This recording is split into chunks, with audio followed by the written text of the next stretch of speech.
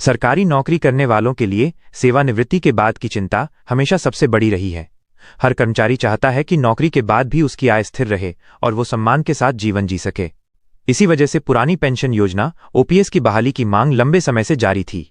अब आखिरकार केंद्र सरकार ने ऐतिहासिक कदम उठाते हुए ऐलान किया है कि साल 2026 से ओपीएस को चरणबद्ध तरीके से लागू किया जाएगा।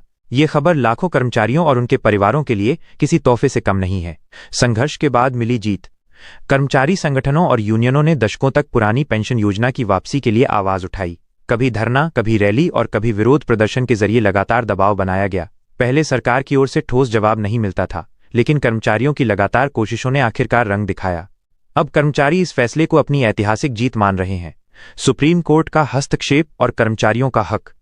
जब मांगों पर लगातार ध्यान नहीं दिया गया तो कर्मचारियों ने अदालत का दरवाजा खटखटाया।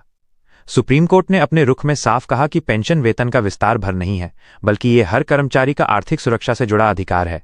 कोर्ट की इस टिप्पणी ने सरकार को गंभीरता से सोचने पर मजबूर किया और ओपीएस की बहाली का रास्ता साफ हुआ। 2026 से चरणबद्ध तरीके से लागू होगी योजना।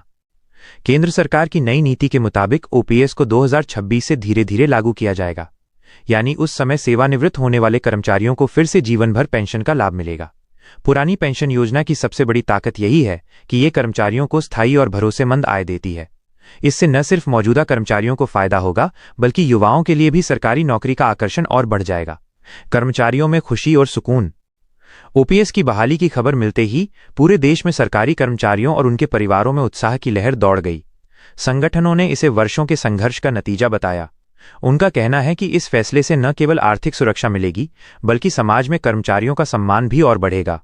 आर्थिक स्थिरता की गारंटी। ओपीएस की सबसे बड़ी खूबी यही है कि ये कर्मचारियों को सेवानिवृत्ति के बाद भी एक स्थायी आय देती है। खासकर मध्यम और निम्न वर्ग के लिए ये किसी सहारे से कम नहीं है। नियमित पेंशन मिलने से उनकी रोजमर्रा की जरूरतें पूरी होंगी और उन्हें भविष्य की चिंता किए बिना जीने का आत्मविश्वास मिलेगा। परिवार और समाज पर असर। ये फैसला सिर्फ कर्मचारियों तक सीमित नहीं रहेगा, इसका फायदा उनके परिवारों को भी मिलेगा। सुरक्षित आय के चलते बच्चे पढ़ाई और करियर पर ध्यान दे पाएंगे। परिवार की सेहत और जरूरतों का बेहतर ख्याल रखा जा सकेगा। आर्थिक मजबूती के साथ कर्मचारी समाज और सांस्कृतिक गतिविधियों में भी सक्रिय भूमिका निभा सकेंगे। सरकार की कल्याणकारी नीति को मजबूती। ओपीएस बहाली सरकार की कर्मचारी हितैषी सोच को और मजबूत बनाती है। ये कदम सरकारी नौकरी को आकर्षक बनाएगा और नए युवाओं को भी सेवा में आने के लिए प्रेरित करेगा। साथ ही लंबे समय से चला आ रहा विवाद और असंतोष भी काफी हद तक शांत होगा। आगे की चुनौतियां और उम्मीदें। अब सबसे बड़ा सवाल यही है कि ओपीएस को किस तरह लागू किया जाएगा। कर्मचारी संगठन चाहते हैं कि सरकार समय पर गाइडलाइन जारी करे ताकि कोई भ्रम की स्थिति न बने। साथ ही उम्मीद की जा रही है कि सरकार सभी तैयारियां पूरी करके 2026 तक हर पात्र कर्मचारी को योजना का लाभ सुनिश्चित करेगी।